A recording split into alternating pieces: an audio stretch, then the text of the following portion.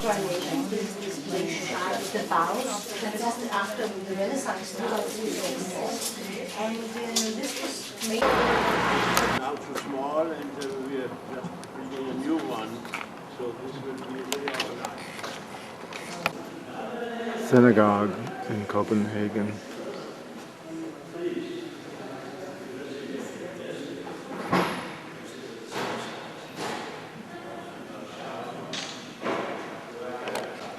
Jeg skal ikke forklare noget om jødedom, for det er jo vanskeligt. Melchior. See, when you are starting sleeping, half of you are asleep, I will stop. I am only a stand.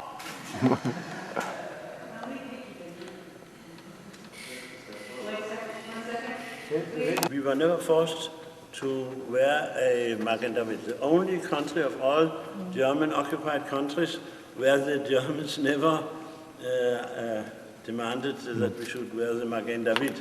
So if you have heard about the King Christian who was wearing the Magen David on his coat, yes? That is, it is told in the novel Exodus by Leon Uris. When this novel, there is a Danish girl, Karen, who is telling that our king was wearing the Magen David during the war. During the German occupation, which is not true. And when this novel was translated into Danish, the Danish translator who knew that this was wrong, he left this out. But later on, the movie came, and in the movie, you could see this, yes? It was told there. And then the Danish newspapers wrote that the contents of this book, Exodus, which told the establishment of the state Israel, probably everything he is telling is not true, because the only thing we can control, King Christian and the Magen David, is untrue, so probably the rest is also untrue. Then I wrote letters to a newspaper telling them that they are mistaking. A historical anecdote must not necessarily be mathematically true. You can say about Napoleon or about Caesar and even about Moshe Rabbeinu, if you look in the Jewish literature, what our Chachamim found out, that this man said so and this man did that.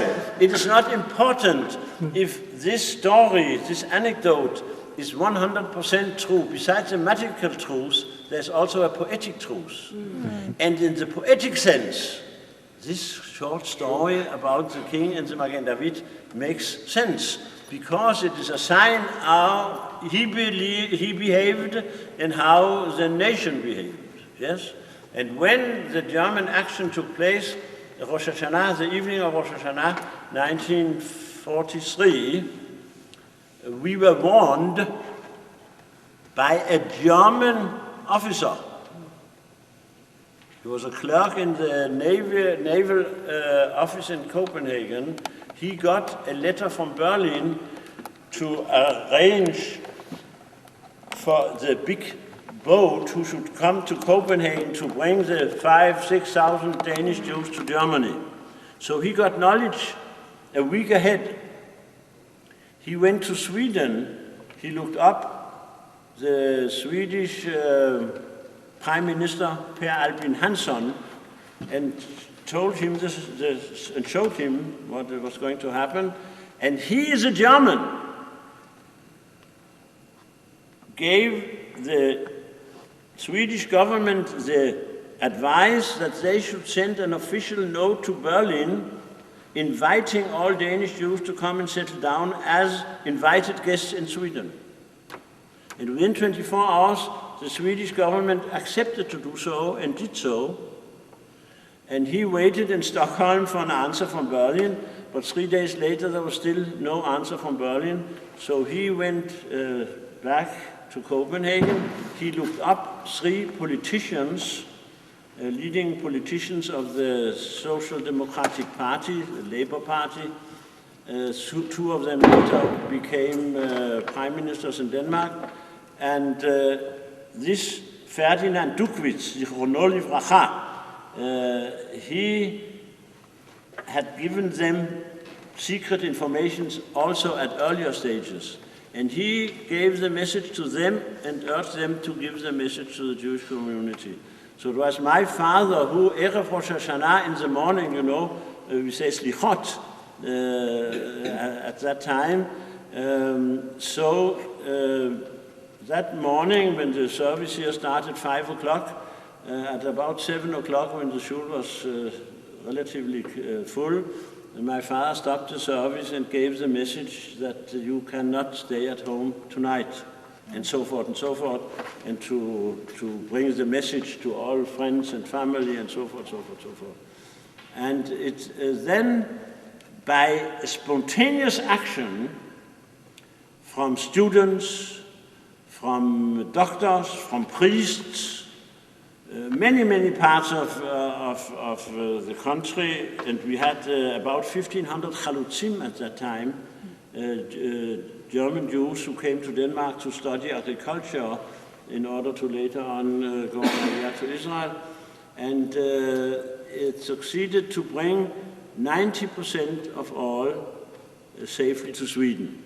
The many dramatic events, and every family and every person almost has his story to tell. We have no time for that, but 90% were safely arriving in Sweden. Less than 10% were catched by the Germans and came to the concentration camp Theresienstadt. But even there they got a special treatment. And during the Folke Bernadotte action in March 1945, they were brought also to Sweden. So of the 10% who came to Theresienstadt, 10% of the 10%, that means 1% of all died in Theresienstadt. Why is that? Why do you think that the Danish Jews were treated that way? Did they know what was going on in Germany and in Poland? The Danish Jews knew what was going on? I don't understand you. Could you step forward a little bit? Were the Danish Jews aware of what was going on throughout Europe? They were aware of what was going on with the other Jews throughout Europe? Yes. Why was it not done here? Why were they treated that way? I need half an hour. I don't know. No. Okay, the thank I will share with you to send it upstairs to the Almighty. But on the other hand, I can't believe that the Almighty should take special care of the Danish Jews. Why not the Polish and the German and the Austrian and so forth.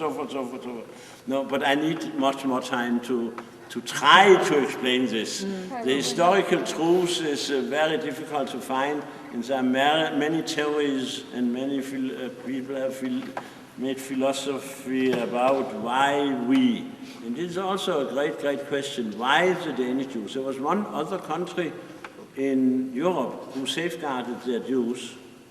Bulgaria. Of course. Bulgaria. But and that was a fantastic thing, even this. But there was a great difference between what Bulgaria did and what Denmark did. In Bulgaria, to be safeguarded, you had to be holder of a Bulgarian passport. You must be a Bulgarian citizen. All the non-Bulgarian Jews in Sofia and in Bulgaria were delivered to the Germans. In Denmark, nobody asked if you are a Dane, a German, a Polish, whatever passport you had, you're a Jew, you're in danger, you will be brought over. And my father, in his memoirs, my father was a wonderful person. I know that all your fathers and mothers also, but my father was known all over the country. He was an excellent speaker, and they said that he spoke the most elegant Danish of all Danes. So he was known all over the country. And he said in his memoirs that what the Danes did in 1943 by saving the Jews was great, no doubt. And now in a few months to come we will celebrate the 60 years anniversary for it, yes? But he added, even more great was the attitude in 1945 when the Jews came back.